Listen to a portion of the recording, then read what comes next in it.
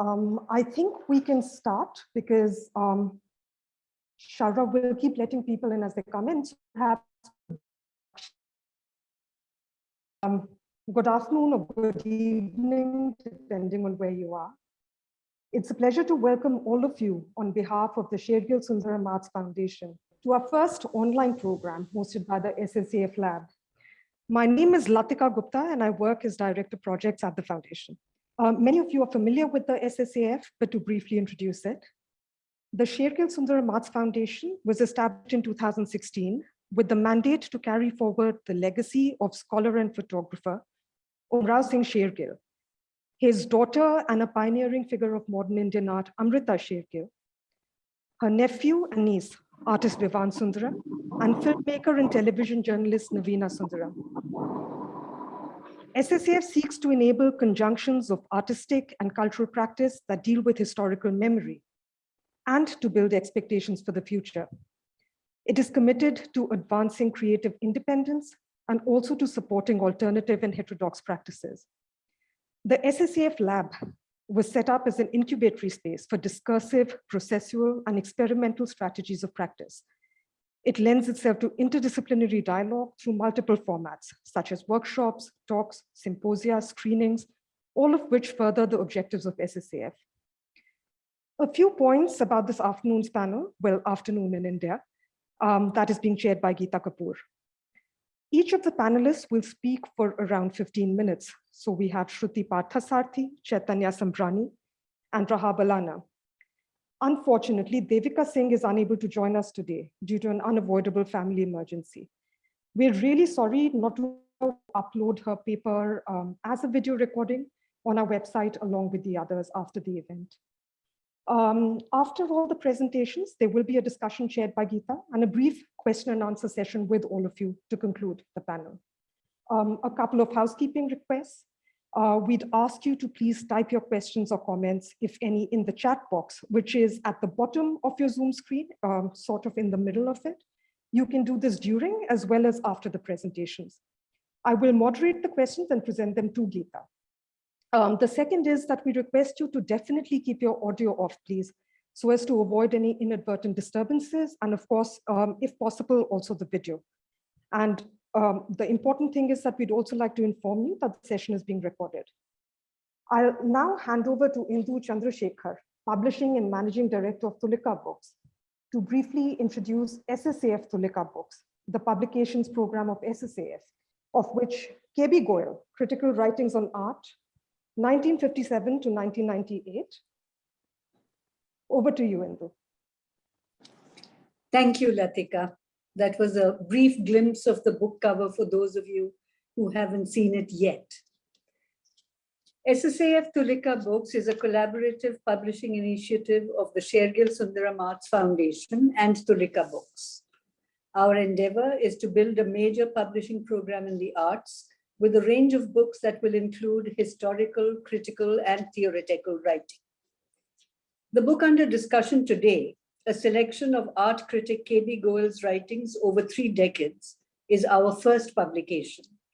It was brought out in December 2019, and we had hoped to hold a book launch event then, but the COVID lockdown intervened. I am delighted, therefore, that we have been able to organize this discussion with such a stellar panel of speakers, especially because it is in the presence, even if virtual, of KB Goel's wife and son, Premlata Goel and Bridge Goel. Welcome to you, Mrs. Goel and Bridge.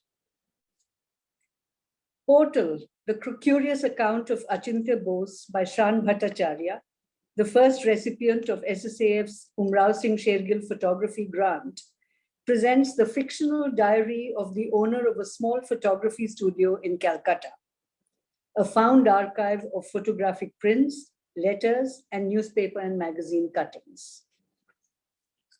Art Documents, next, in series editor Gita Kapoor's words, is conceived as text and image documents that present multivalent forms of discourse with no necessary convergence of the vectors released in the process of inquiry. The first book in this series, coming out in August this year, next month, is a compilation of texts by the artist Vasudha Torur, titled Vasudha Torur, Diaries, Projects, Pedagogy, 1998 to 2018. It includes diary entries, seminar papers, catalog essays, and excerpts from a series of books related to an art project. Next in the series is a book on Tushar Jog's Rocinante project, based on the artist's journals and notes, and annotated, edited, and introduced by art historian and curator Chaitanya Samrani, who is with us today at the discussion as well. A major book in the pipeline is on the Kasauli Art Center, authored by writer and artist Bilinder Dhanoa. It contextualizes and examines the numerous art activities that the center was engaged in for 2 decades from 1976 within the broader framework of the cultural scene in India. The text of the book is written in several registers using devices from fiction writing. It also contains contributions from artists and scholars who participated in the Kasauli Art Center's events and is richly illustrated. This is but a brief glimpse into an evolving publishing program that we hope will unfold in exciting and creative directions in the years to come. I now hand over to Gita Kapoor for the main session of this evening, but before that, to introduce her briefly. Gita Kapoor is a Delhi-based critic and curator. Her books include Contemporary Indian Artists, 1978, When Was Modernism? Essays on Contemporary Cultural Practice in India, 2000, and Critics' Compass, Navigating Practice, forthcoming. One of the founder editors of Journal of Arts and Ideas, she was an advisory board member of Third Text and Marg. Her curatorial work includes exhibitions of Indian art at the NGMA Delhi, the Johannesburg Biennale, Tate Modern London, House of World Cultures Berlin, and Keymold Bombay. Over to you, Geeta. Thank you.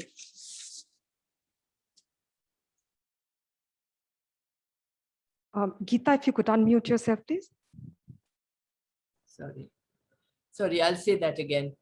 I thanked Latika for introducing SSAF and Indu Chandrasekhar for her description of the very nature of this event today, which is a book discussion, and we hope to do this for every book that we publish in the coming year and the next year and on. I do want to say right in the beginning that we are very sorry and very disappointed that Devika Singh cannot join together today with us and cannot be together with us. She has a medical emergency, which is not, we hope, serious, but she needs to be with her baby who's not well. And so we wish her well, and also we will certainly upload her paper on the recording, which we'll put on the website. I will start by introducing the book and KB Goel in my words, and then we will hear the participants speak about it in their context, in the larger context in which they work, as well as focus on issues raised by the book. Shruti Parthasarathy, who's the editor of the book, will initiate the discussion by speaking in focus and in depth on the nature of the book itself. From the 1960s through the 1990s, Link and Patriot, sometimes Mainstream, and much later the Economic Times, carried the voice of a maverick art critic, KB Goel. This was a voice not heard with any real attention, both because it was featured in media linked to the Communist Party and because it spoke in an idiom that was often tendentious in the Marxist sense of the word.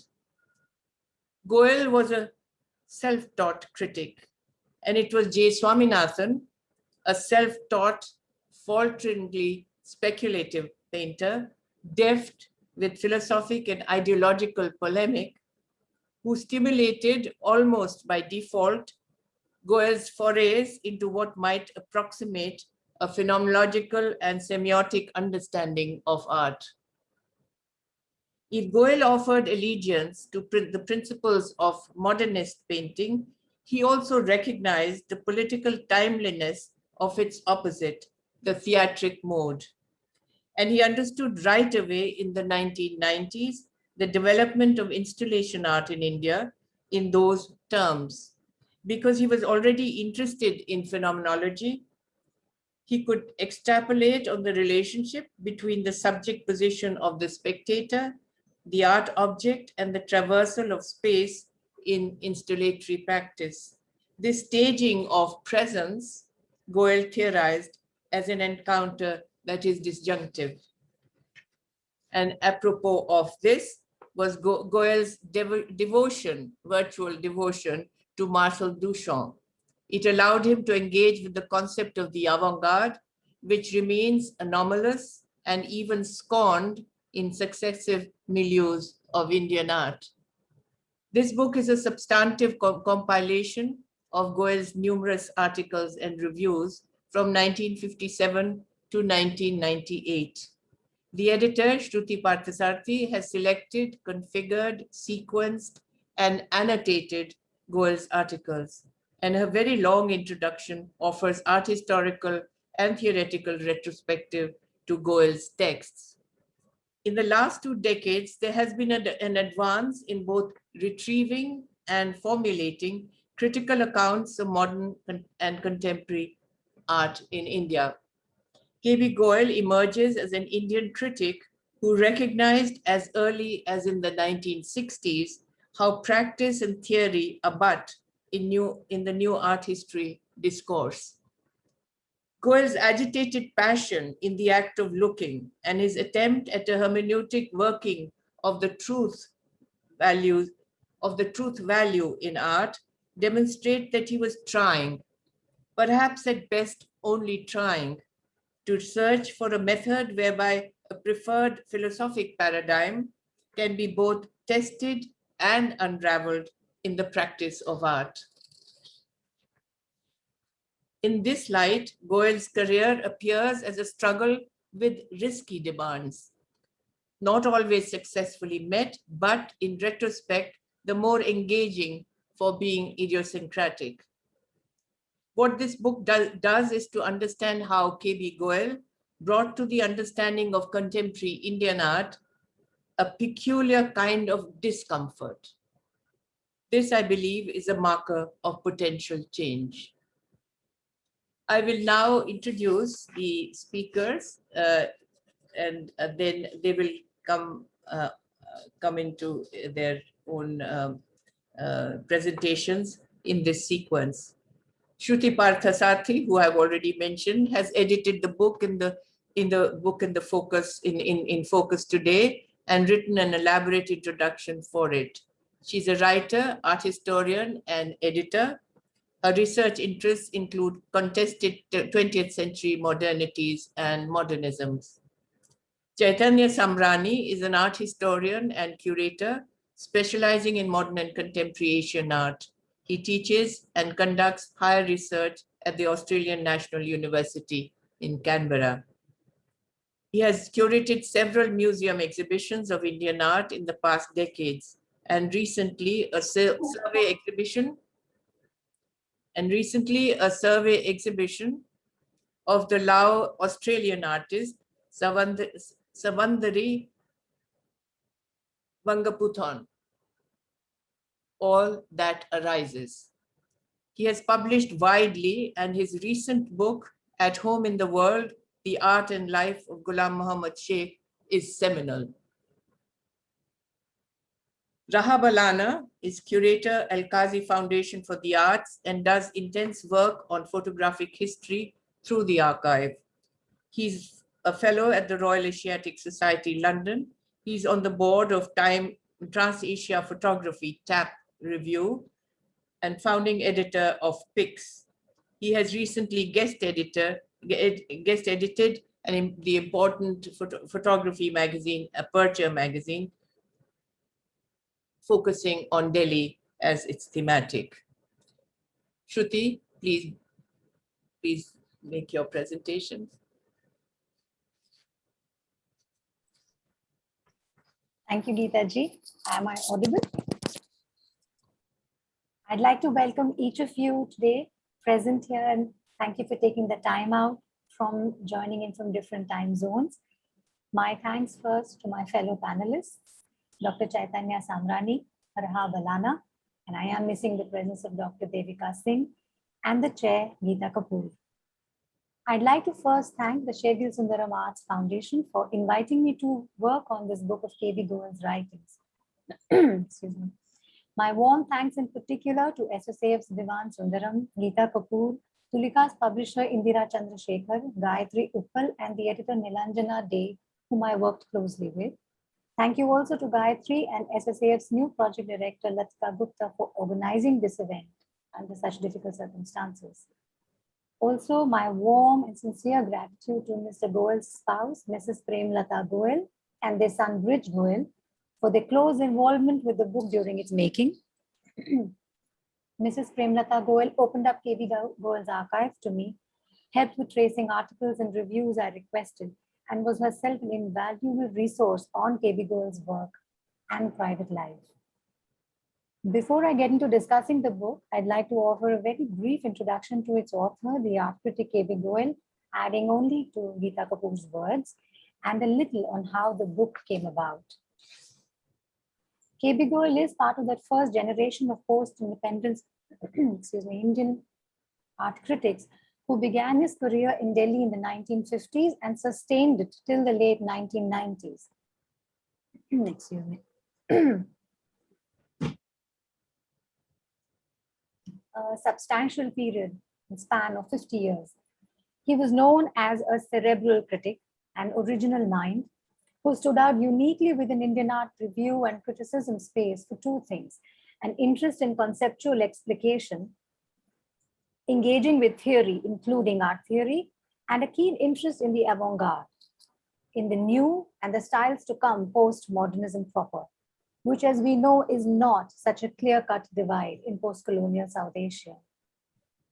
The book itself, I did not begin from scratch, as in I received a bound manuscript of articles that had been chosen and organized by K.B. Goel himself about a decade prior. The categories overlapped and were reworked hence into larger thematic groupings, some of them eventually getting subsumed into larger ones. I was also interested in many omissions of important shows, and a combination eventually of searching and serendipitous finds of overlooked gems from Goel's own archives were eventually included for the variety they displayed of his writerly and critical interests.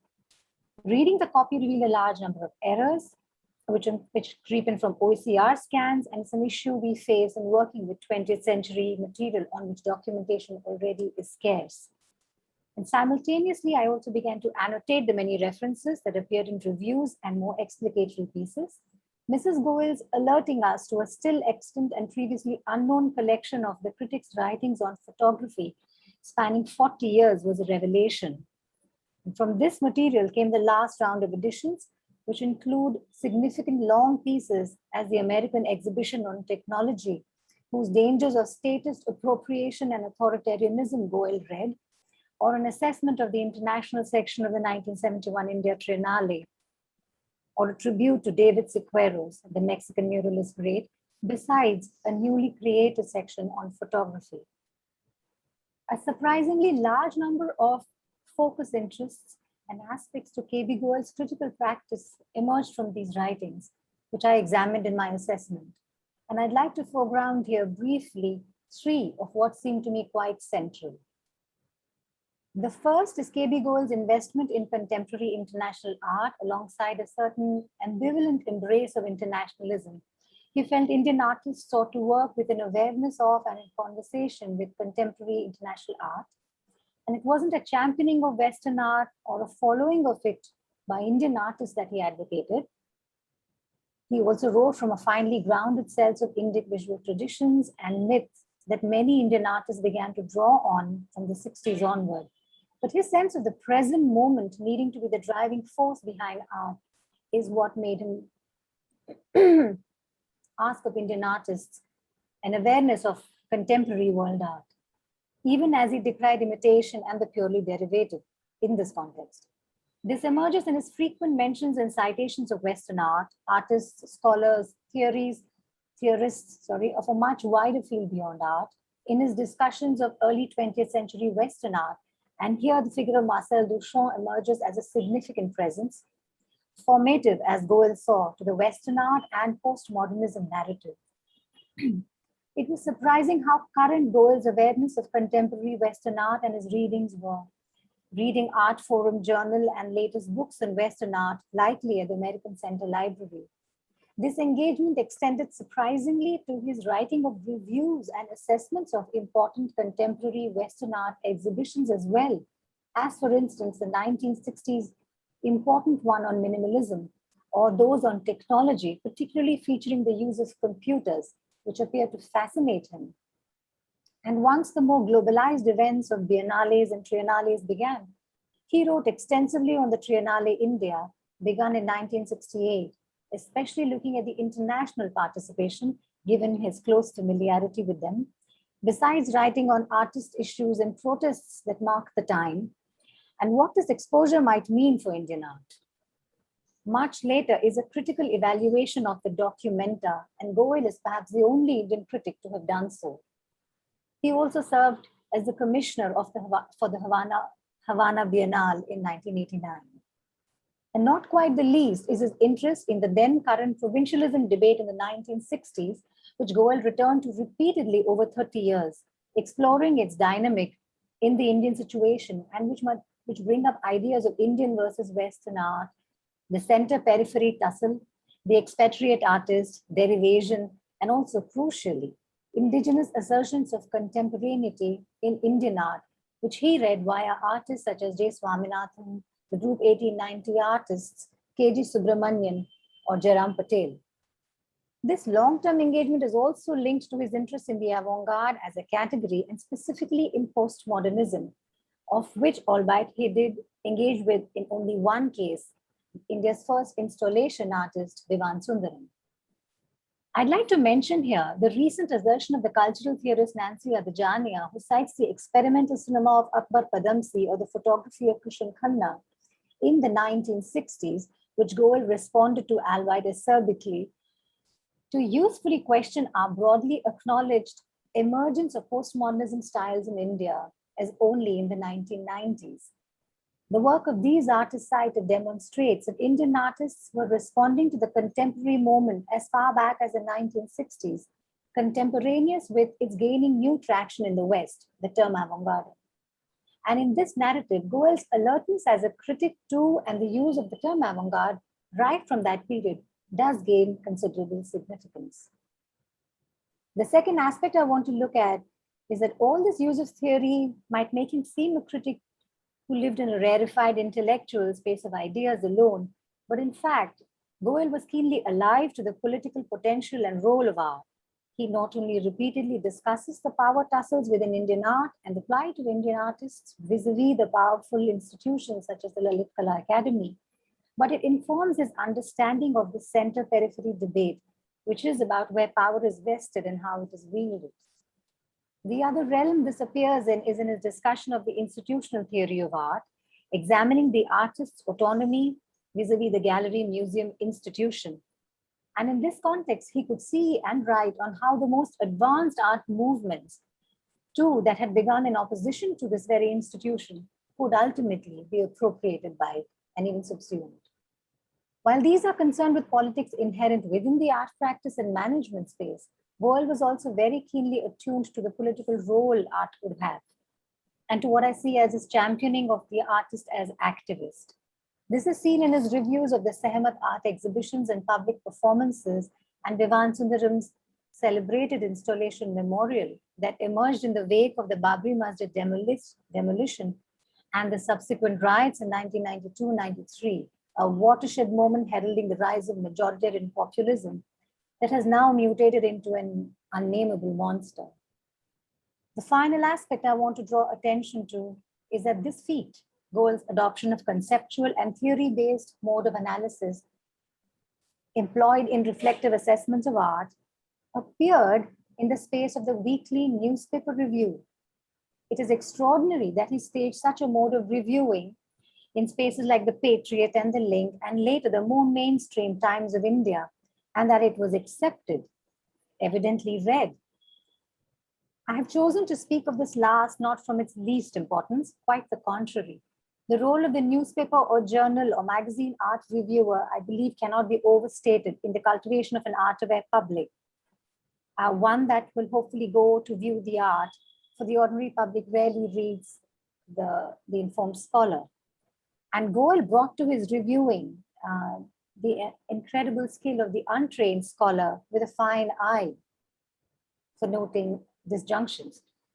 I think there is need here to pay attention to the dying breed that is the intelligent, knowledgeable, well-written art review in the newspaper or magazine that was a staple in India from the late 19th century to the 1990s in English and the many Indian languages where its study faces a far greater neglect. The critic Sadanand Menon has drawn attention to the shrinking of newspaper space for reviews in the 1990s, reminiscent of Bill Watterson speaking of such a shrinkage of space for comics in newspapers. And Goel's own stoppage of writing reviews at this time, I believe, is not unconnected. His relatively dense, explicatory, and an opinionated mode of writing was valued less and less. And today that form of review, intelligent but accessible, unfortunately barely survives. It is on this somewhat gloomy note that I end this brief introduction. It also, I believe, connects with K.B. Goel's project as a newspaper and journal art reviewer, nonetheless wanting to bring to it all the seriousness that he could. Thank you. Thank you, Shruti. That was a really succinct presentation of a very, very long introduction, as those who will get the book will see. It is an extraordinary journey into not only Goel's trajectory of writings, but also takes many diversionary routes in order to be able to contextualize him in the larger context of art writing, as you end your presentation on. And the question of the newspaper reviewer and critic that you brought up suggests that we also simultaneously, as we celebrate the writing of K.B. Goel, we remember and pay our tribute to a critic who was in fact known and read more than K.B. Goel, but who has been evaluated since very thoroughly and very significantly, and that is Richard Bartholomew. Both happen to be Delhi critics. There were other critics in the rest of the country who I'm not mentioning here, but these were the two most important functioning critics in Delhi, and I think they set the standard for what a serious criticism can be within the review format, but with very different positions between themselves. They probably agreed almost nothing except some artists like Hussain and Souza. But the approach, the interpretation, and the conclusion they drew from it was unique to them both. And Goel is the one who we need to study very closely now. May I ask Chaitanya to take on from here? Thank you very much. Good afternoon and good evening. My thanks to the Sher-Gil Sundaram Art Foundation, to Shruti, to Latika, Geeta, and Indu, speakers who have preceded me. I come to you from the unceded country of the Ngunnawal people in Australia, and I pay my respects to the ongoing question of belonging that is very much under review, under contention in many parts of the world, including over here. And very interestingly, it has a relationship with the subject that I'd like to speak about today. And I'm going to do this by means of a presentation on a shared screen. And it's called Via KB Goel, Reflections on Provincial and Metropolitan Positions in Indian Art. I had the pleasure of meeting KB Goel only once. I was a master's student at the Faculty of Fine Arts in Baroda at the time, writing my master's dissertation on Group 1890. And thanks to good friend Vivan, I was introduced to Mr. Goel, and I was able to go and have an extended conversation with him. And much of what I wrote about Group 1890 in my dissertation, and some of what I'm about to share with you tonight, is indeed indebted to KB Goel's insights. And so the second part of Shruti's tripartite discussion of Goel is probably where I'll make a little bit of a further contribution here. I'm deeply interested in ways in which we belong in the world, the ways in which artists, texts, curators, critics, ways of being, ways of making, belong in the world, the relationships of power, of dependence, of antecedents that subtend some of these dynamics of belonging, and the ways in which positions of centrality, marginality, relevance, irrelevance, etc., are debated in terms of contemporary art. So when I speak about the provincial and the metropolitan, what I have in mind is a mapping of different categories of positionality, depending on whether one affiliates oneself with a mainstream belonging, or whether one affiliates oneself with an oppositional belonging, actually making a point about standing outside.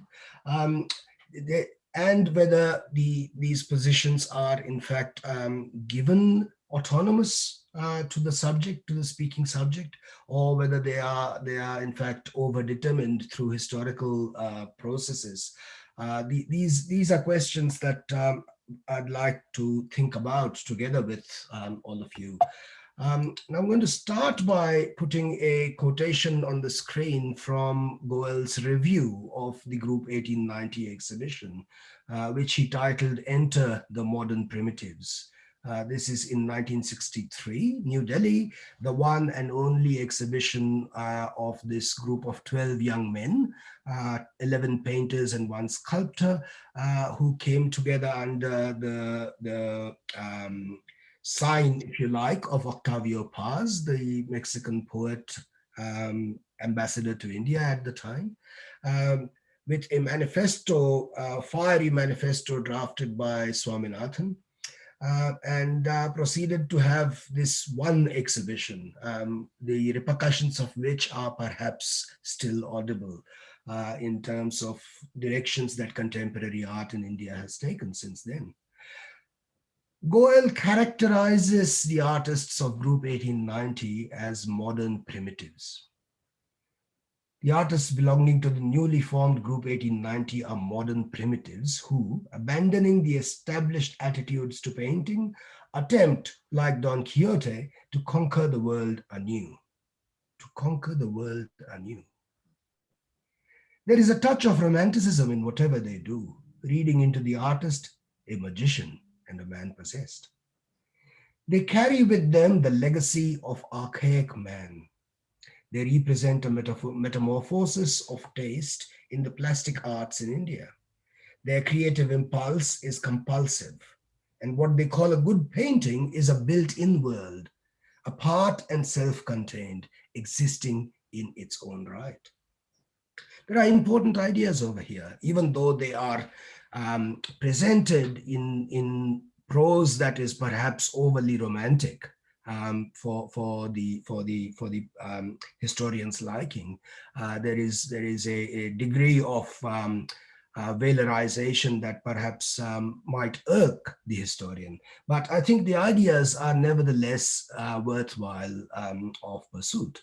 And the two that I'd like to pick out for your consideration is the first being that the artist is somebody who is seeking to tap into primordial energies, these archaic energies that are both psychic and civilizational. This legacy of the deep archaism of man. And the second is that the work that they produce is self-contained. It is entirely sufficient unto itself. It exists in its own right. In that sense, it exists outside of time. It exists outside of history. I wonder whether this offers us a way to think through the question of belonging provincially, belonging in metropolitan terms. Goel's understanding, to my mind, of Swaminathan and Group 1890's position, very importantly, seeks to defy or perhaps even escape the realm of prose history writing, which, as Goel explained it to me, figures primarily as the domain of the state.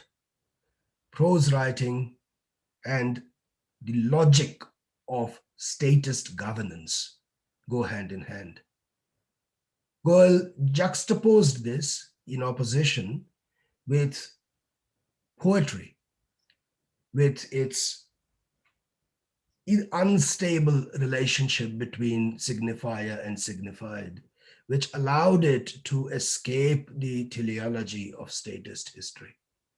And it seems to me that for Goel, the metropolitan and the provincial can also be read as a way of understanding statist history and the possibility of defiance or escape from statist history.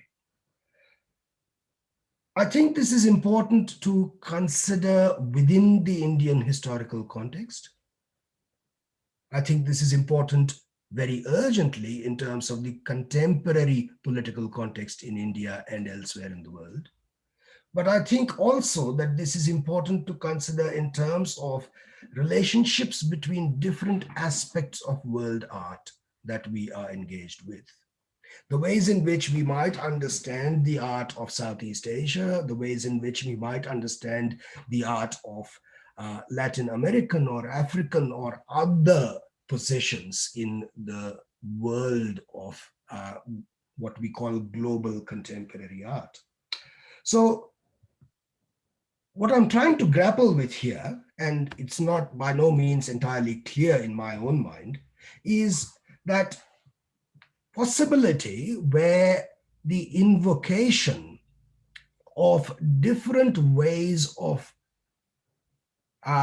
securing one's historical positionality, even by means of denial, the ways in which the ahistorical position, the ways in which a position of alignment with the magic chorus of a pre-linguistic primitive environment, this archaism of man that Goel speaks about, the ways in which this might actually provide counterpoints to the tyranny of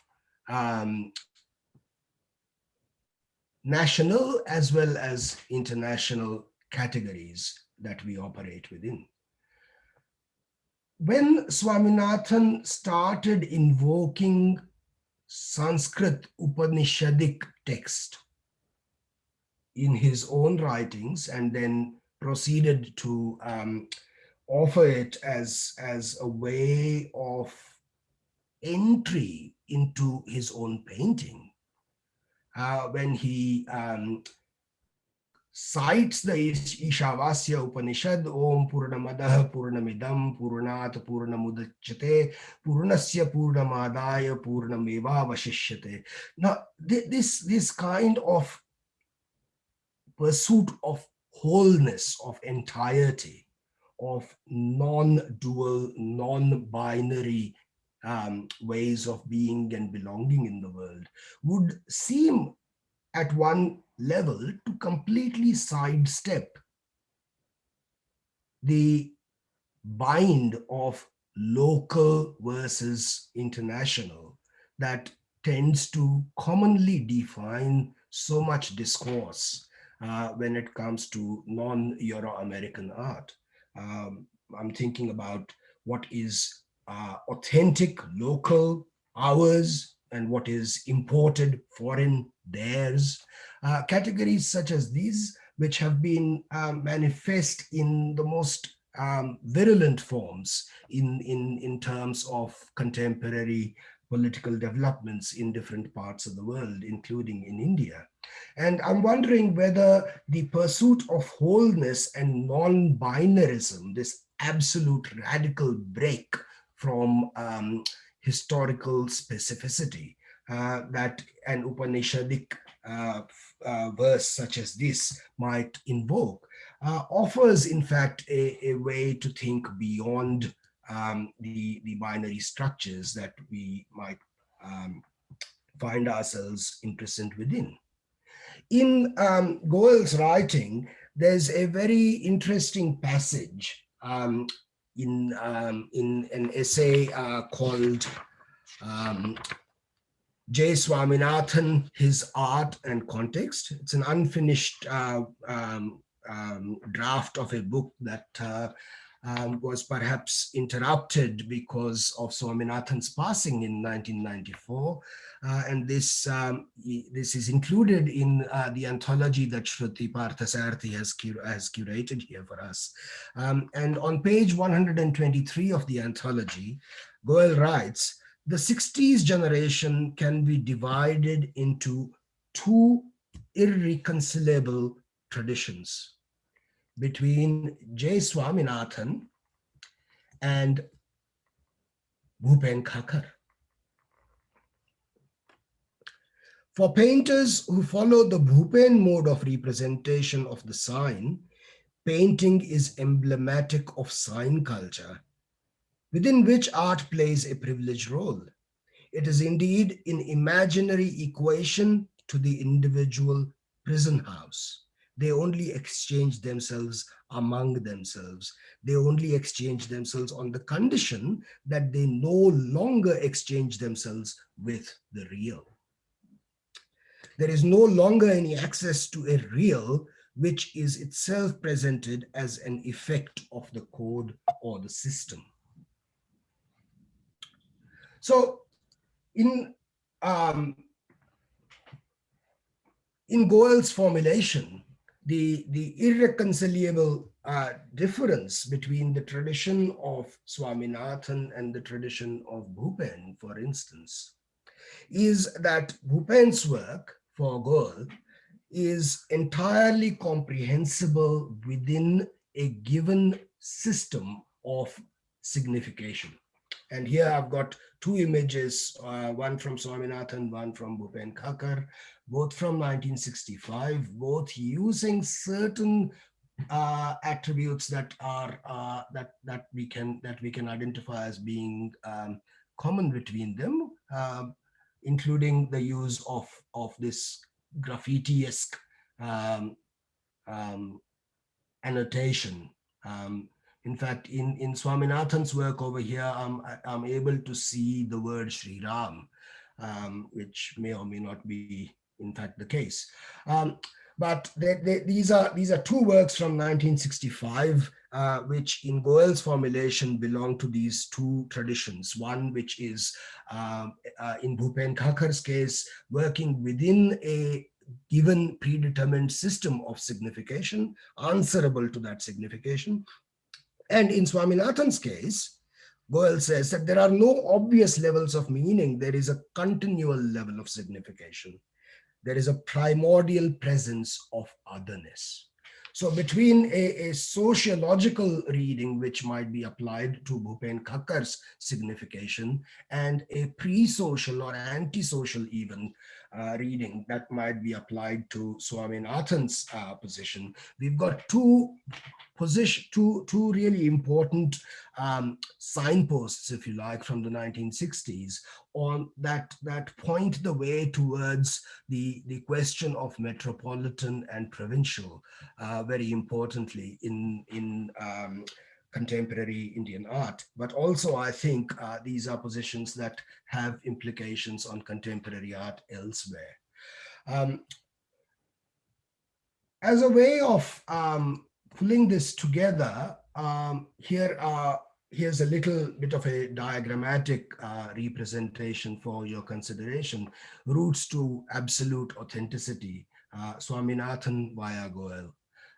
We've got on the top left register the notion of the magic script, the Jadu Lipi, which Swaminathan romantically valorized as a way of being located, being specific, being part of a pre-linguistic chorus that expressed spontaneous togetherness.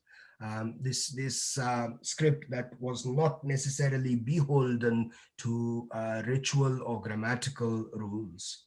On the other side, you've got the Sanskritic tradition, which is exemplified reaches its high point in the Upanishads, if you like, where you've got, against the located and specific nature of the quote-unquote primitive Jadu Lipi, you have a transcendent and universal formulation.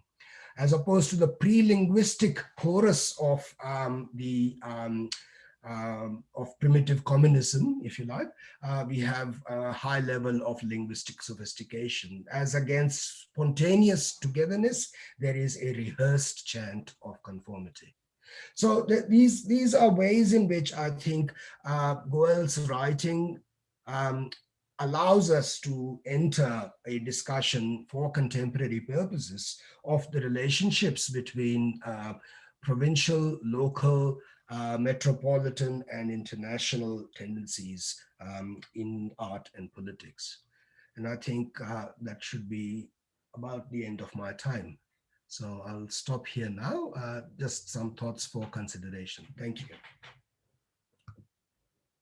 Thank you, Chaitanya. You switch off the screen, Chaitanya? Yeah.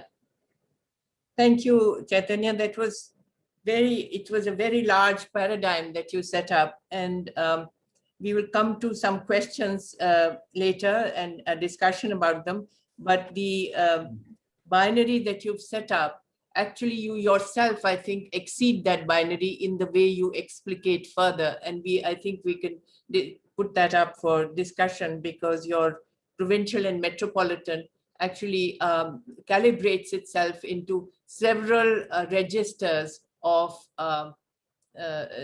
signification, which does not necessarily then finally correspond to the idea of the metropolitan and provincial, which, as you will agree, has in some ways done its job in terms of its theoretical possibilities and framework, and is being revised radically, I think, by the notion of indigeneity, which would take us back to the 1960s in terms of the questions that were being asked of modern Indian art at that time. Maybe we can have a further discussion as we go on. Now I invite Rahab Alana to make his presentation. Thank you, Geeta, and Chaitanya, of course, for that incredible relay and insight into the writings. I also have to say a huge thanks to the Sher-Gil Foundation, to Tulika, and of course to Shruti for compiling this extraordinary volume. I've been going through it again and again, excuse me, and the more I read it, the more I'm driven to think about the various paradigms, the shifting paradigms of lens-based culture from the post-independence time till the present, which is also an area of interest for me more generally. I'm going to share my screen right now, so do let me know if it's working. Right. Is that viewable for everyone? Very nice. Yeah. Okay, so KB Goel, who for me is, I wouldn't say only a recent discovery, but also a discovery into the, I would say, the nuances of thinking, a kind of new mentation around the visual. And of course, as we veer towards from photography to image cultures in the present, reading him has become a way to sort of, I think, take a more pensive position. And of course, also one in which, let us just say, KB Goel does not mince his words. Everything that he has on his mind, he seems to definitely put on print, which I have huge respect for, especially at this time. And so it's not only about new discourses that might emerge around critical thinking and art history necessarily, but also strands of practice that might be well informed by a reading of KB Goel's, sort of nuanced relay over the years. I was also looking at, more personally, on a personal note, I would say, at one of his reviews of one of the exhibitions, I think that was installed by Al-Qazi at Triveni, Shadows at Sunset, of which he writes a review. And let me just say, he very directedly talks about the contingencies of nostalgia and kitsch as popular, sentimental, and uncritical. And so you can imagine many of the contexts were quite engaging for me to consider and recognize in the wider debates that were taking place around photography. And as we have heard, there's a relay of not only lens-based practices, but all art forms that he eventually talks about. 1969, as part of a review of O.P. Sharma's work, I would like to say today, who remains kind of the last standing pictorialist. And here I was just looking at O.P.'s work this morning. And I went to the website of Aperture, and they seem to have uploaded this incredible piece that was written by Diva Gujral as part of the Aperture magazine that was released last month. But he seems to have currency now, and O.P. Sharma is just an incredible individual to speak and engage with. I hope to engage with his work too. But of course, well before me, we have Goel here, who has engaged with him. And one of the things I noticed in his article was the sentence. It talks greatly about not only the image, but patronage as well. He says, while in more advanced countries, photographs have entered art museums, and in India, they are still miles away from that journey's end.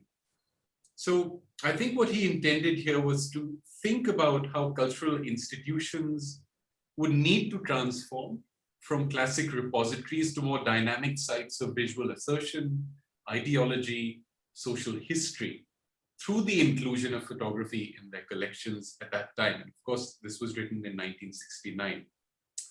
As photography in India, he sort of contends, continued to evolve in the 60s and 70s. I believe his proposition through the statement was to also ask what really constitutes an earlier pre-modern or colonial India and now a contemporary one. So I'm also very grateful to the Sher-Gil Foundation of sharing some of the images of the reviews from which they have gleaned all this material. And he refers often to images as a graphic creation, something I find extremely, extremely compelling, and in a way foregrounding the digital revolution that would take place in the 90s. But clearly for me, the context which keeps changing can be thought of as the post-1947, post-independence narrative, which presents two facets, which I think he focuses on immensely. One, the relationship between image making and modes of inscription within stable and at times valorized frames of the past, as well as, on the other hand, fluid, ambivalent, non-linear interfaces with the present. I feel he has negotiated these with incredible finesse somewhere. We know already of photography's overt as well as, let's say, oblique role in documenting the Nehruvian vision of modern India. And this comes with the expansion of documentary realism, photojournalism, through an amalgamating of the principles of art, design, and reportage. And so in 1971, he states, and a lot of what I have to say is actually in the words really of Goel himself. He says the ideal photographer is thought to be the very opposite of an unseeing lover, like an indiscriminating mirror who saw identical to the camera lens. It is thus not wrong to say that photography is a product of alienation, but its one-sidedness is obvious. And all this is in keeping with the credo of the 19th century realist, according to which a photograph holds a mirror up to nature.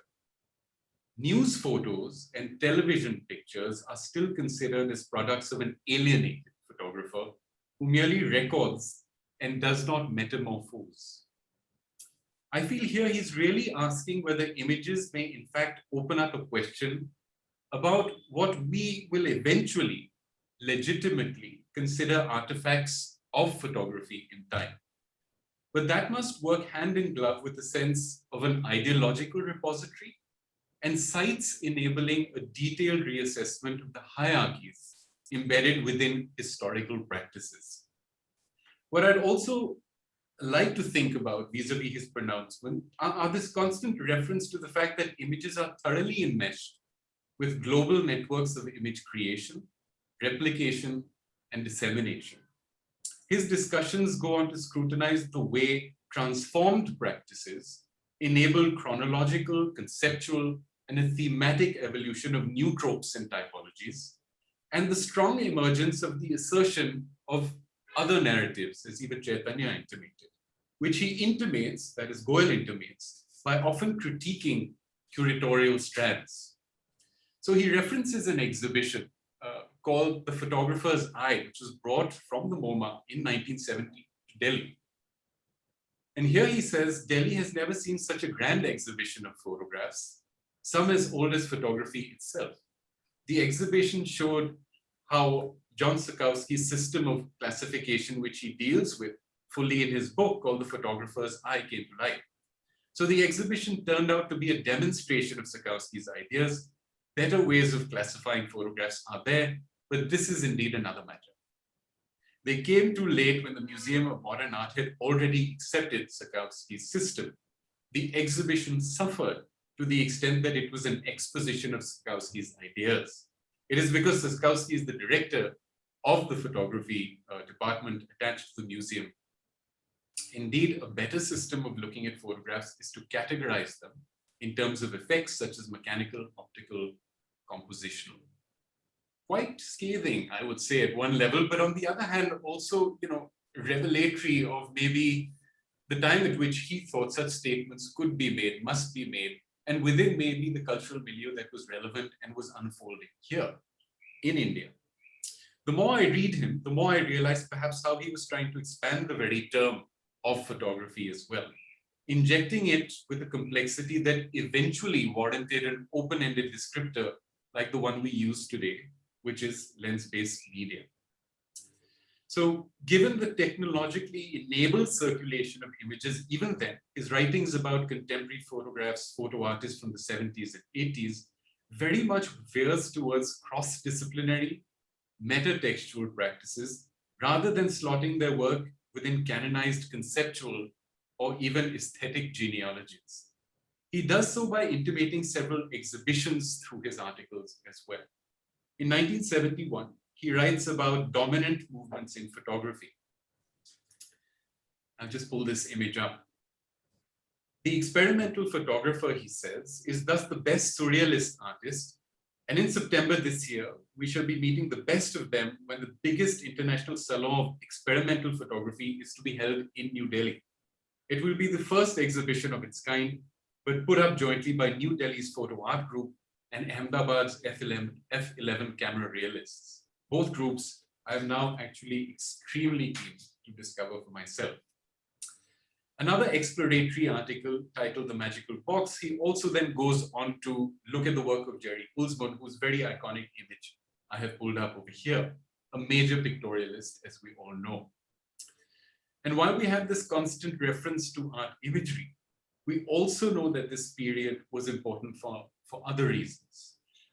There was an exponential development of studio and street photography, commercial magazine shoots, and often appeared in various sort of printed media, such as the Bombay Chronicle, the Weekly, featuring a host of articles. And I'm talking about post-independence, such as Baldev Kapur, Satgopalan Nagarajan, P.N. Sharma, Ram Dhamijia, which several photo historians have written about.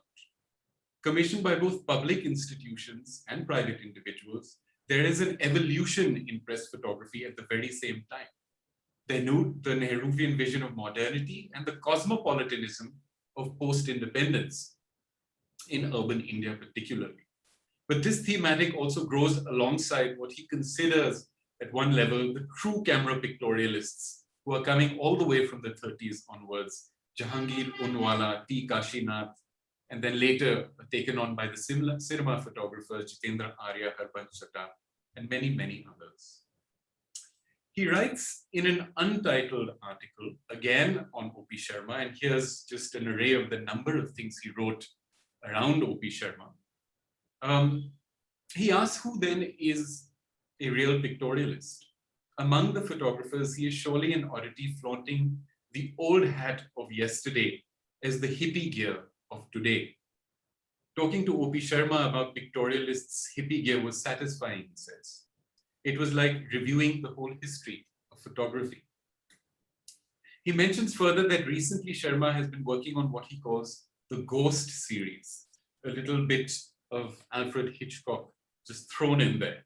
And the hardcore of these experiments is to load the negative with as much subjectivity as we can take without destroying the very character of the medium. The end product is like a surrealist object which has the dignity and depth of Sharma's perception. We do know, and for many of you who don't know, O.P. Sharma started, of course, at the modern school in the 1960s, went on to Triveni Kala Sangam in the 80s. He established the umbrella organization of the India International Photography Council in 1983. It's still active, and I've sort of met his son as well, who helps his father immensely, and authored 4 publications on near contemporaries, A.L. Sayyed, Maheshwari, T.F. Getty, and Jahangir Unwala as well.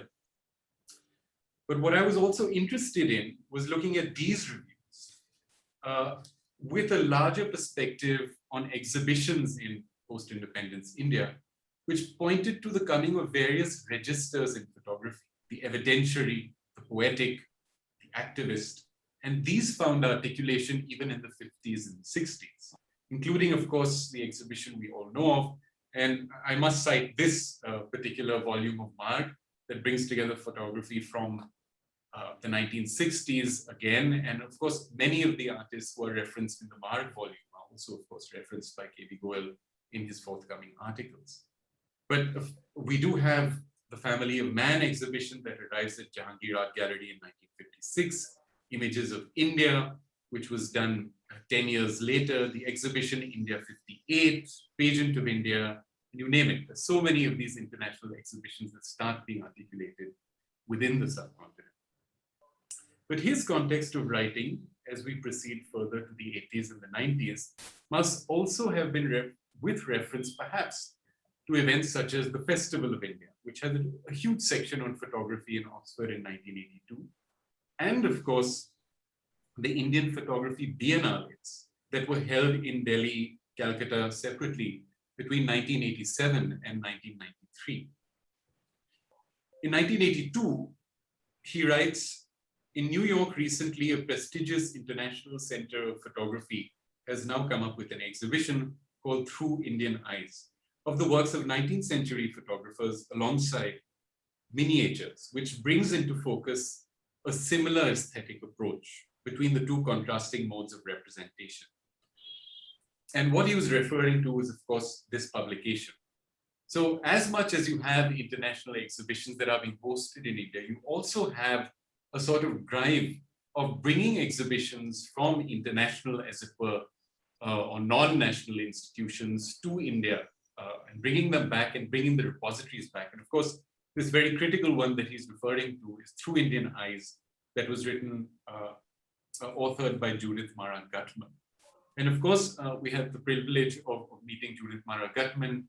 I also managed to see these collections because they're currently housed at the NCPA in Bombay. And in fact, they have far more that is in this volume. So there's a huge collection of photographs at the NCPA. And we were at one point of time institutionally considering on doing True Indian Eyes Part 2. We never got to that moment, and I still hope that it can happen. But of course, this book was used in many, many ways. And if you go online, you'd see that True Indian Eyes was then adopted into various kinds of titles, not only looking at, of course, material from India, but Native Americans, as it were, again. So he goes on to say, with respect to this exhibition Through Indian Eyes and 19th century photography, compared to their work, today's photographer looks more like a butcher. He uses a knife to produce edible meat. The metaphor of knife does explain the true nature of the photographic medium as it evolved at the hands of Paul Strand and Edward Weston until the Second World War, when Cartier-Bresson came onto the photographic scene. With Cartier-Bresson and his decisive moment, the credo of photographic acts were more like a cut in space and time, and thus the camera becomes dimensionless, autonomous, and very functional. In short, a real mechanical product. I sometimes can't tell whether there are hidden lines of praise within the writing of K.B. Goel, a kind of backhanded compliment to a great extent. But what we do know is that the 80s, as has been said by everyone over here, was a time of heady internationalism. But that internationalism also emanated from here. For instance, in 87, we have the exhibition that is part of the Ministry of Tourism, Government of India, an exhibition called Pratibimb, or Reflection, that was of photography and installed at the Pushkin Museum in Moscow. The gesture of cultural diplomacy was an outcome of India's consolidation of relationships with the USSR in 87 and 88. The exhibition then also traveled to other distinct cities of Kazan and Baku. The exhibition catalog presented different trajectories of lens-based practices of the 1980s, many finding expression in state-funded ventures, which sought in a way to represent a homogeneous nation striving towards a desired international standard of modernity. The habitual reliance of, let's say, a community on government sponsorship shifted, of course, in the 90s to a great extent. A decade in which photographic production began to be theorized and shaped into significantly autonomous strands of cultural discourse, with new image schemas continuously evolving and offering complex, layered redefinitions of the nation. Reflecting again that there was at stake a dynamic art, a very, very dynamic art. And these were also, I think some of Hussein's photographic works were also as part of this Pushkin Museum. And you also had an array of photographers showing their works. But by referencing strands of photography which had different impulses, he also draws our attention to different groups of image makers. And I was interested in this because obviously the histories of image making practices in India has been very diverse. And only now is there a kind of, let's say, a mindset to bring all of these histories together decade by decade. And of course, the Sher-Gil Foundation is doing this impeccably and incredibly, and I look forward to it. But at the same time, we have to remember that there were other institutions. The Federation of Indian Photography was established in 1953. It was based on, as it were, the Fédération Internationale de l'Art Photographique, which was looking at international strands of photography. You also have the Bombay-based Photographic Society of India that was established earlier. L'Avenir, or the Future, which was a Calcutta-based group, which was established earlier. Many of these had yearly contests. And there was a kind of fledgling art practice that was going on at another level, vis-a-vis salon artists, salon groups, and this sort of dimension of the pictorialist. And I've just got one example over here of D.N. Chaudhry's work, an incredible photographer who also shared his photographic works with a lot of these salon contests that were taking place not only in India, but all around South Asia. And so there is a drive, the more I read K.B. Goel's work, to consider the larger South Asia complex with respect to what was happening in the subcontinent. And Rahab, so, yes, are you about to wind up? I'm about to wind up. Okay, good. Okay, so I have a little more to sort of relay, but I'll quickly go through it. Here's just the catalog of the first Indian photography biennale that was in 1989, organized by the Lalit Kala Academy. And of course, a lot of these exhibitions were put together not only by government institutes, but there were important pictorialists who helped in their installation, such as T. Kasinath, who was president of the Photographic Council, the Photo Division in the Ministry of Information and Broadcasting, and so on.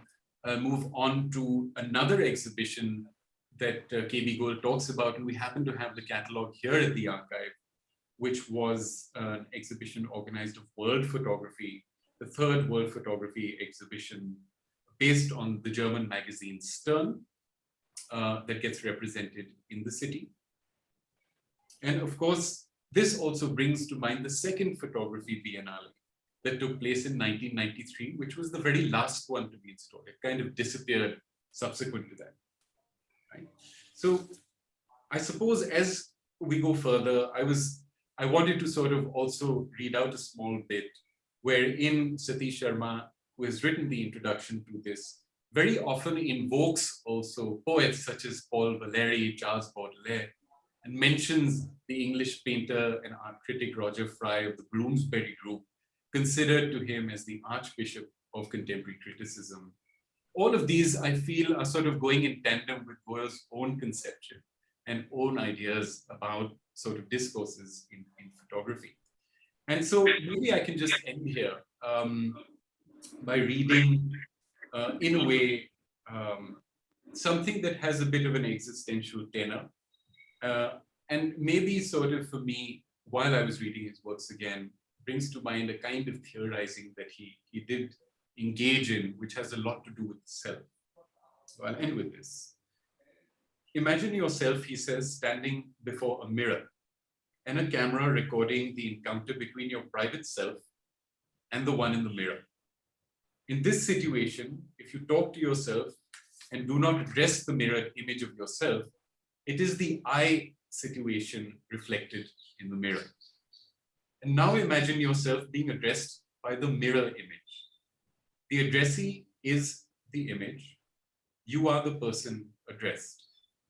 And as the hidden video camera is recording the monologue, the constant shifting and slipping between the self and the other, between I and you, builds into an extended performance of narcissism, the drama of the shifter in the regressive form.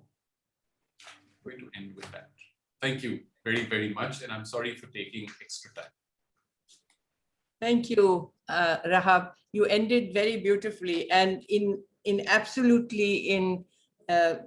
putting your finger on the kinds of dilemmas that KB Goel was always pointing to within his art criticism of painting in particular, and his own relationship to it. He used to read this within Swaminathan's work, but I think it was his own existential dilemmas that he then would also politicize, which is one of the tropes of mid-20th century philosophic and aesthetic thinking, that the existential is then extended into political positions, and they are imbued with it, and they are also transcended within the political. And I think that Goel, in fact, had that ability and certainly had that desire, and very often, or at least quite often, touched that moment, which reflected his positioning within the mid to late middle 20th century. And to that extent, he also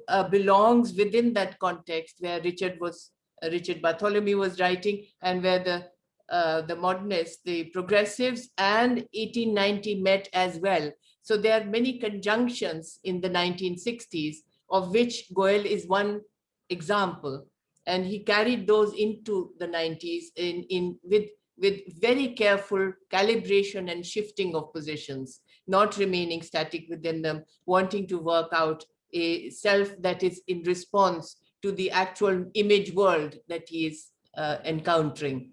Now, we are a little short of time, and I'm wondering whether there would be some 5-7 minutes of discussions among the, I won't do a wrap up now because I have intervened in between when the speakers have presented. So can we have 5 minutes of discussion within the participants? I think that would be very important, and then we'll open it up to the question and answer. We are going to take 15 minutes more. We have already considered that between us, that if there are questions, we will extend the session beyond what we had thought would be a 1 hour, 1.5 hour session. So can we just have a dialogue between you? I think that would be very productive, because otherwise they remain segregated presentations. Chaitanya? Yes, thank you. Thank you very much, Geeta. It was such a great pleasure to have my presentation sandwiched between Shruti's and Rahab's. And I think it would be really fabulous to ask Shruti to please come back to us and speak a bit further about Goel's understanding of the contemporary Indian dilemma in terms of belonging, a local belonging as well as belonging within a world of art that for Goel was available through his own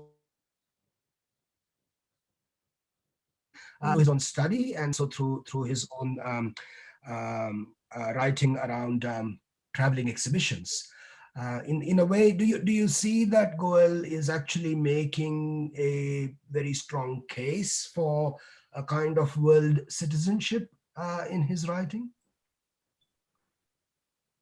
Thanks, Dr. Samrani. That seems like an extremely wide and complex question. Is he making a case for world citizenship? Before I answer that, I want to take a moment to, because when I heard both of you, my first instinct was, this is what I kept hoping for, very honestly. I've had conversations about this with Geeta Ji and Indu. This is what I hoped would happen, that there would be an engagement with K.B. Goel's vast lifetime of work, of thought, and such, diversity of areas he's interested in, his theoretical apparatus and so forth.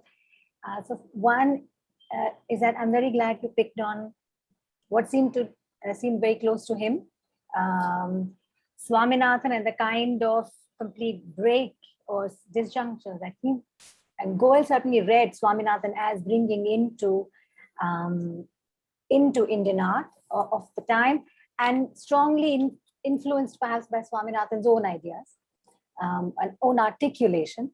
And it's and I'm glad you picked the same. It's a section I think I would quote about him, Swaminathan, if not verses, but vis-a-vis Bhupen Kakkar. And it's very interesting that he picks these two as in this kind of, it's not oppositional, but it's a dialectic actually, because he talks of the sorts of access to tradition Bhupen Kakkar has and utilizes, and what Swaminathan, if I understand it correctly, tries to define as tradition, even in his rejection of the idea of tradition, because of course tradition would then be which is very relevant today. Is it a Vedic tradition? Is it a, of the lettered, those that have access to? And in that context, Swaminathan's use of writing, of literature also is relevant, but this is an aside. And I think I'll come to my bit with Rahab, but I just want to say, Rahab, this is, it's absolutely mind-blowing, the amount that you've read into with just the, and these were articles on just pictorialism, and you picked many, very many from the large body that are there, which was a huge temptation, and it was a lot of back and forth. And after a point, I think I was told, no, freeze, and you will not add any more to the book. And it's really wonderful to know that there is this whole other world which one doesn't get to really, there's such a remove. We are viewing this as such a remove. The fact that there were all these photography institutions from as early as early 50s. And I remember one of the Unchosen pieces has he talks about pictorialists in India, and there was one gentleman in Bangalore and one in another part of the country. There were active directions in photography which were not quote unquote what was happening in the mainstream, and that was largely photojournalism in any case. We didn't have a tradition of artistic photography, and it wasn't viable. And in which context within photojournalism, he's talking about Kishore Park is so interesting. But I want to come back specifically to what Dr. Samrani asked. Would you mind going back to what you just asked before, whether he makes a claim for world citizenship? I'm really sorry because he said a few things and I don't remember what exactly he said before world citizenship. That's precisely it. That's precisely it, Shruti. The question is there a way of thinking about Goel's contribution to the intellectual apparatus of contemporary art in India that points towards, at least incipiently, a sense of world citizenship? One thing I would say in response, because it's a question that requires there's a lot of thinking. In the instance of himself, Goel was certainly some of his self-positioning was of a world citizen, wasn't he? He had this sense that he could act. I mean, it's incredible that he felt completely untrammeled by the fact that he had no means to access the most current of contemporary world art, where, what's happening in all these big, snazzy places, New York and London, and Australia becomes very big from quite early on. And he's talking about these centers, he's talking about the art. He's half the writing is such a window into how he thought he could converse. He could converse with Duchamp, he could converse with Baudelaire, he could converse with Gross, the artist. I'm trying to think. I mean, it's absolutely, it's literally innumerable, the number of his references. The range, and it's a hop, skip, and jump across the board of such a wide body of just the wide humanities and social sciences. It isn't just, it wasn't certainly art or the art practice or art theory. I mean, something as narrow as that. He could, I think you saw perhaps somebody like a Robert Hughes as something of a model who wages this kind of a world, literally citizen position for, stakes that kind of claim, able to weave in and out of different realms. And within this, while it didn't surprise me to find Goel talks with such authority on beginning with, let's say, Hussein's generation, with what he was doing. And it's very interesting how he reads Hussein. Given his otherwise, let's say, perhaps disinterest, very mildly put, of configuration, he reads him very, very interestingly. And again, with the idea of the sign, the object is the art object, and what it can tell you. And it's from the beginning, his position is one of, I'm not that as a critic, I'm not here to. I'm here to sort of complicate, and I'm here to be contrary wise. and if I'm going to only spoon feed you as a reader, then I do myself and you a disservice. Something like that has always seemed to me.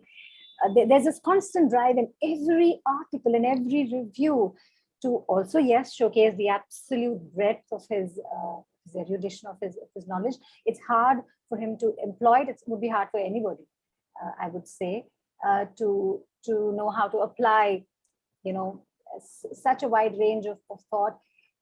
But he will also converse with Derrida. He will converse with, I'm sorry, I was just thinking that there was a time a year and a half ago when this is all I lived and breathed, and I would have given anything for an extremely close conversation. And today I can't remember all the different, I'm just trying to, Nietzsche, for instance, again, is very big for him.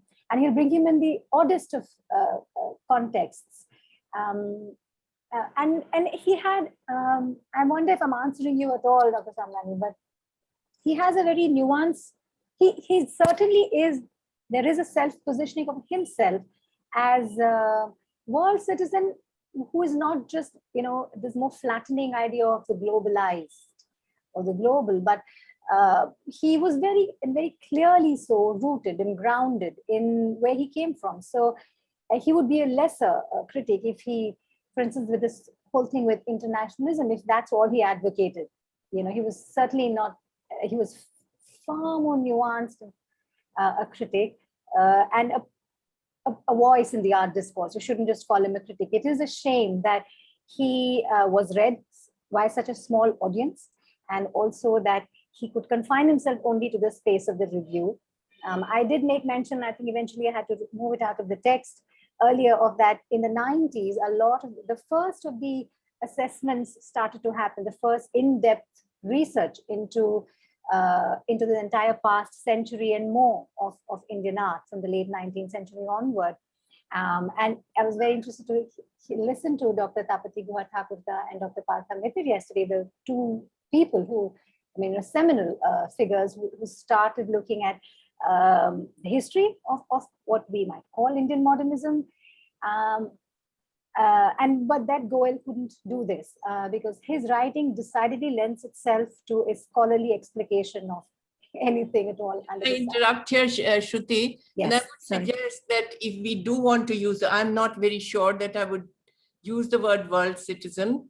I don't know if Goel designated himself in those terms, but there was a conflict at that point between what his ambition or his ideal self-positioning would be, or his desired self-positioning, not ideal, and the constraints in which he would be functioning within the 60s and the 70s in India. So he actually was articulating simultaneously the constraint and the desire with precisely what the word I also very often use, and Shruti has just used, contrariness.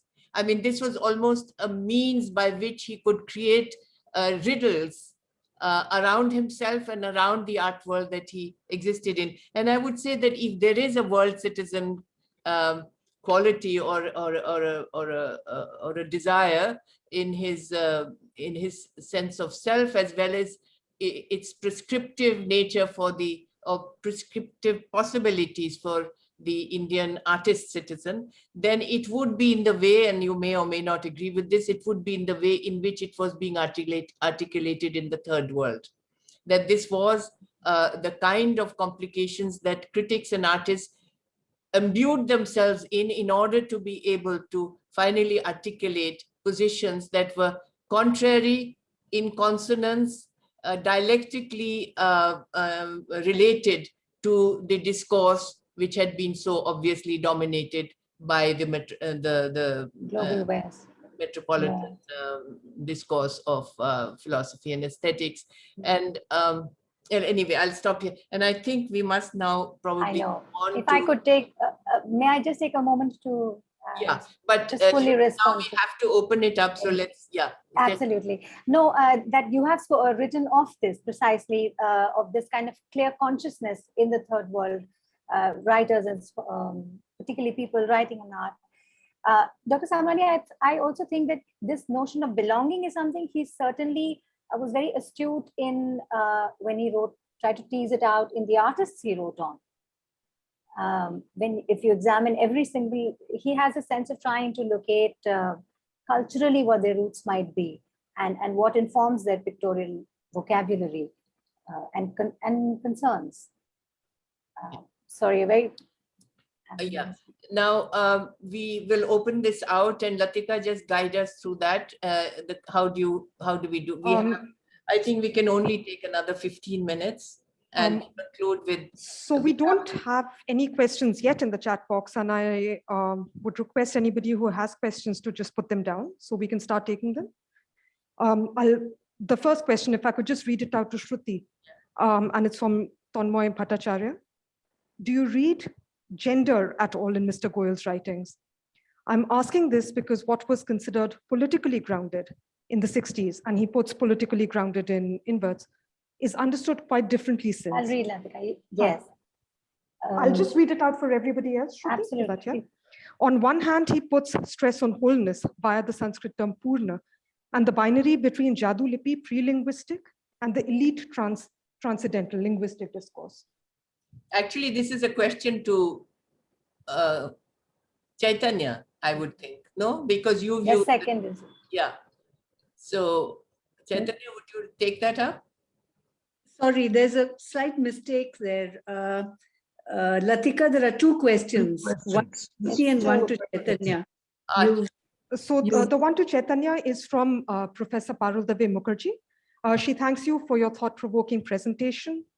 And the thought you provoke is about the contradiction in Swaminathan's position via Goel. On one hand, he puts stress on wholeness via the Sanskrit term Purna. Oh, sorry, I mixed up both the questions and the binary between Jadu Lipi. So that was for Chaitanya, and the first part about gender is for Shruti. So sorry about this. Who would you like to answer first? Take So, the second the question, question- and we come to Shruti after that. Can I suggest that? Sure. Okay. I'll try to answer. And it is so wonderful to have my old teacher Parul making this question. In my mind, it's a really important move, almost a kind of strategic deployment that's taking place over here. That to my mind is also quite contradictory within itself, because the hierarchical relationship between a Jadu Lipi of the Korwa people and the Upanishadic pronouncements of the high Sanskritic tradition, these are obviously in an unresolved, tendentious and still painful hierarchical situation within the Indian context. And so I think that the provocation is actually quite intentional, because in terms of looking at the metropolitan and the provincial from within the Indian situation, as opposed to looking at the metropolitan and the provincial from India looking outwards into the world, or from the world outwards looking into India, the thing resolves into different facets. The thing resolves into different corners, if you like, of provincialism, different flavors of provincialism. And I think that the oscillation that we can see in Swaminathan between valorizing the Jadu Lipi of the Korwa on the one hand and valorizing the Ishavasya Upanishad on the other hand, that oscillation in Swaminathan, I think, is a quite deliberate strategic deployment that is put forth in order to, I suppose, provoke the possibility that there are many ways of thinking through the question of belonging, authenticity, absolute belonging, whether in terms of the sort of pre-linguistic chorus of Jadu Lipi or in terms of the high Sanskritic tradition, but the way these things might appear if we were looking from within India outwards into the world, or in fact from other parts of the world into a presumably provincial Indian situation. Both of these options, I think, are being broached over here by the strategic naughtiness, if you like, of Swaminathan. And thereby, Chaitanya, he's deliberately cancelling the idea of the citizen. Wouldn't you say? In both situations, the idea of the citizen, leave alone citizen artist, is being questioned and even, in a sense, cancelled. In Swaminathan's case, I think that Goel, while he pays respect to Swaminathan in almost everything he writes, I think he actually positions himself in a more questioning and a more a kind of inquiry that comes from much larger reading than Swaminathan, obviously, but also by the complications of his character, which would not align themselves with what would be considered the traditions of India, whether Jadulipi or the Upnadeshik, that he would have some reservation in aligning himself with either of these two, even when they're posed as possibility, a paradigm, binaries placed into a paradigm. So I think that whereas Goel paid his respects to Swaminathan, he obviously complicated even Swaminathan's position in his own writing. I would suggest that. And I think Shruti might also. Shruti, there was a question to you also. Yes, I'm going to just address this one. Tanmoy, thank you for asking this, because it's something I would be honest that I was careful that I didn't read something like my own concern with gender, which is also from in time from now into what Mr. Goel's enterprise might have been. But I find that there is indeed an accommodation of or him actually considering gender. In one place, it's more overt, and I want to read a small bit. There was a review he wrote of women artists showing in the 70s and 75, and he opens with, "One hardly wishes," and I quote, "one hardly wishes to deal with women artists as rarities or birds of some special plumage. At the same time, to be a professional woman artist today bespeaks emancipation on more than one front. To be a woman artist and not merely a craftsman as a profession was not a common feature till recently." And he opens like this, and he begins to talk about Devyani Krishna, Amrita Sher-Gil, Mrinalini Mukherjee. There's a few others, Madhvi Parekh. I forget all the artists he discusses. But I want to very quickly respond to this with citing two different people. One, the example of, one is Amrita Sher-Gil. And if you read Goel's writings, Sher-Gil is a prominent presence. And I find it very interesting that I wouldn't say he sort of genderizes her. It's not like he treats her as a woman, but this idea that there is something unexpected about her being a woman of her period, and having such phenomenal articulation of the kind of modernity she staked a claim to what she was going to create. But there is, at the same time, there is an appreciation that this was a difficult enterprise. I found him quite genuinely, even though the term requires tremendous definition, quite a feminist. And I really would say, one, largely coming from his repeated reference to Sher-Gil, to what she does. And then when he talks about how people are, they only look at her celebrity, all the artists, and have never looked at or haven't considered the kinds of risks that her particular enterprise involved, or what she actually ended up achieving. That is one. And second, this is something I have not brought up to Gita Kapoor because I didn't want it to seem like I was saying it in praise of her. But I find that it's a question I have had consistently. Indian art writing and scholarship and theory, that very space has had very, very few women. We know of the few women that were all functioning, and Gita Kapoor is a very prominent presence in that. And K.B. Goel writes in one place where he's, if I remember right, it's the Triennale, one of the powwows that are happening. And I think there was correct me if I'm wrong, if you remember, Geeta ji, there was, I think, some kind of a seminar or a conference where the Triennale being started at all was being questioned, and the internationalism premise. And he speaks of Gita Kapoor as very respectfully, as which to me, reading sort of reflexively, is very telling, because I know for a fact, which I've been told, so to speak, off the record, by many artists, that most, and now they were all mostly male, most prominent Indian artists were quite dismissive of most of the women critics and theorists and scholars that were writing at the time. There was that this is a subtext. I know I'm absolutely opening a Pandora's box here, but huge can. But so for me, I've definitely personally read a lot of gender. There's a subtext of that in K.B. Goel's writing. And he really comes through as someone who seems to be alive to the idea of gender parity, without even, it's not something he explicitly states, other than in this particular. Can I interrupt here, Shruti, and say that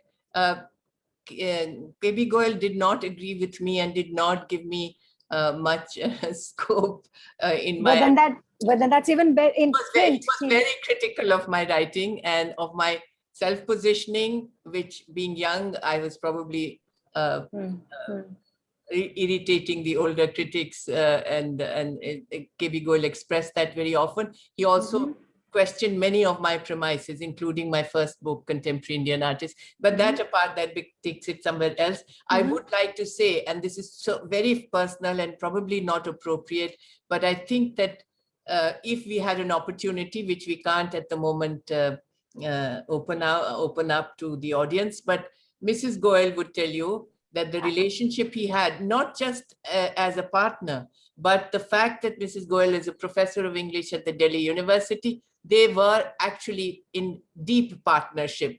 And this, I think, would have certainly helped him extend it to the art scene as well. I'm only speculating, but I think that that is a very extraordinary relationship, that a relationship of books and ideas and a mutual respect of the thinking through things together. So I think that there would be hope that if we were to glean the work on that basis, there could be subtext which we could discover. But that is purely at the moment as an aside, and it's.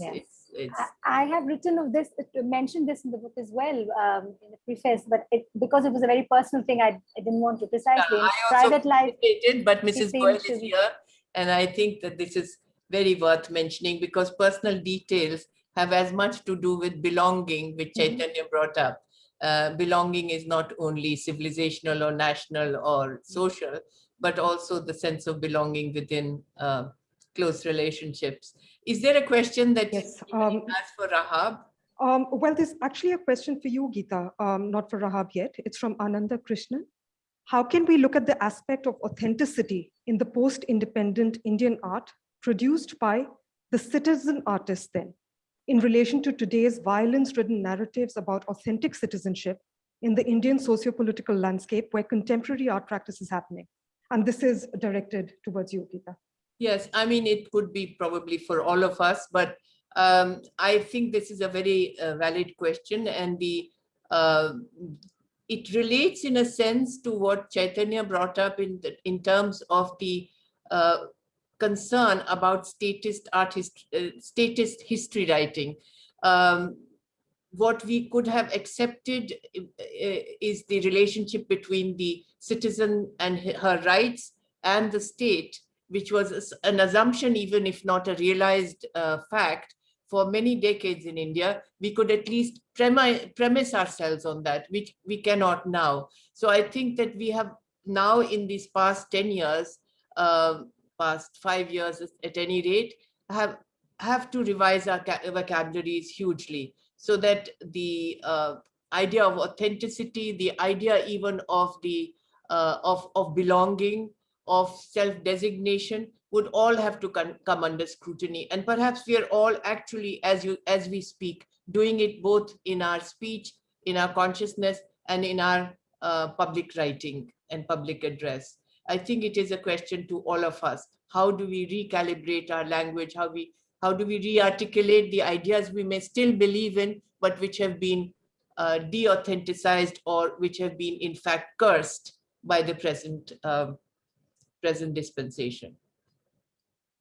Since we are already at a 10 to 5 and there aren't any more questions, Geeta, perhaps.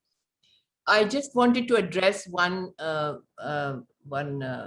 thing to Rahab, which is that I think Rahab is the one, Chaitanya and Shruti, who brings through the kind of lens that Goel deployed to understand the lens-based practice of the time, is probably the most cosmopolitan of all his writings.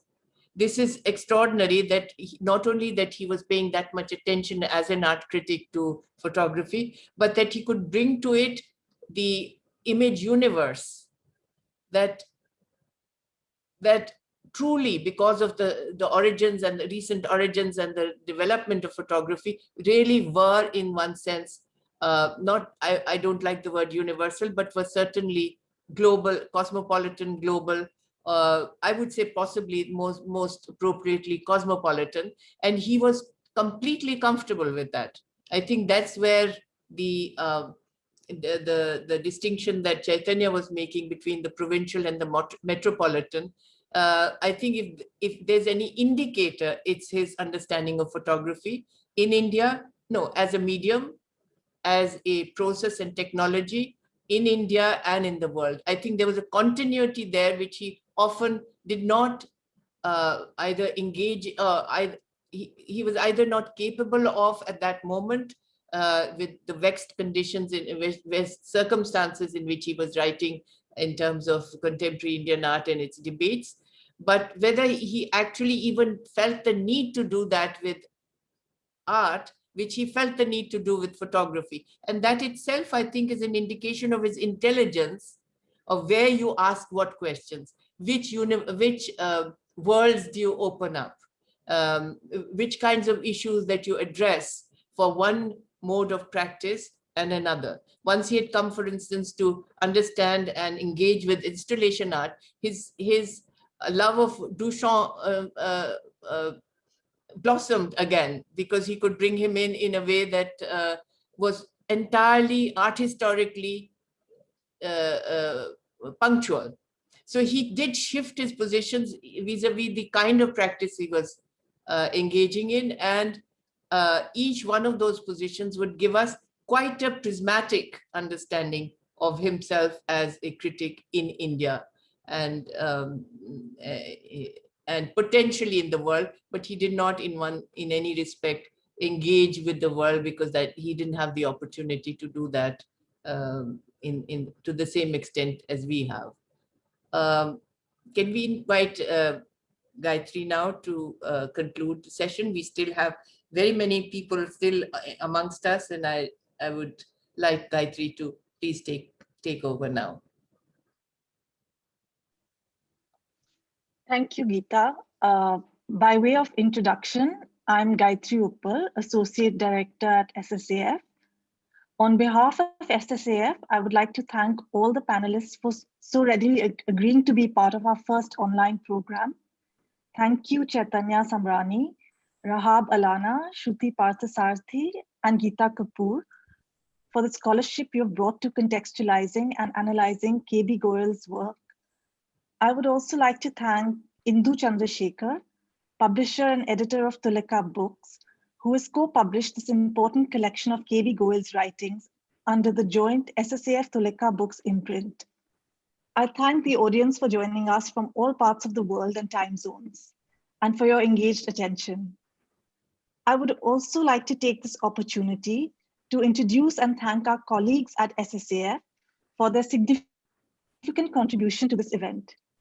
Saurav Sil looks after the archives and website and has put his window on. Saurav has designed the poster and has managed the tech support for this event. Thank you, Saurav. And Malvika Madgulkar assists with publications and communications. And Malvika is also here with us. Malvika has worked on communications and outreach for this event and was a rapporteur during this discussion. Santosh Sani is an accounts executive. Please do visit our website, ssaf.in, and follow us on social media for updates about forthcoming programs. Thank you all again for joining us today. Thank you and goodbye.